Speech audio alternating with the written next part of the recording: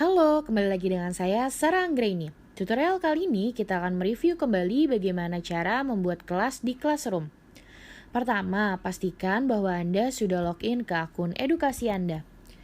Kemudian di sudut kanan atas klik pada titik 9 dan pilih ikon Classroom dari daftar. Atau di bar alamat URL Anda, cukup mengetik classroom.google.com. Lalu tekan Enter. Anda akan berada di halaman Google Classroom Anda. Klik tanda tambah di bagian kanan atas, klik buat kelas atau klik create kelas jika Anda menggunakan bahasa Inggris.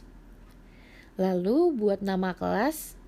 Misalnya pada tutorial kali ini saya akan memberi nama kelas tutorial. Anda bisa melengkapi kolom lainnya. Lalu klik buat. Sekarang Anda sudah memiliki kelas di Google Classroom. Sekian tutorial kali ini, semoga bermanfaat. Sampai jumpa pada tutorial berikutnya. Dan subscribe channel kita agar tetap dapat menyaksikan tutorial seperti ini. Terima kasih.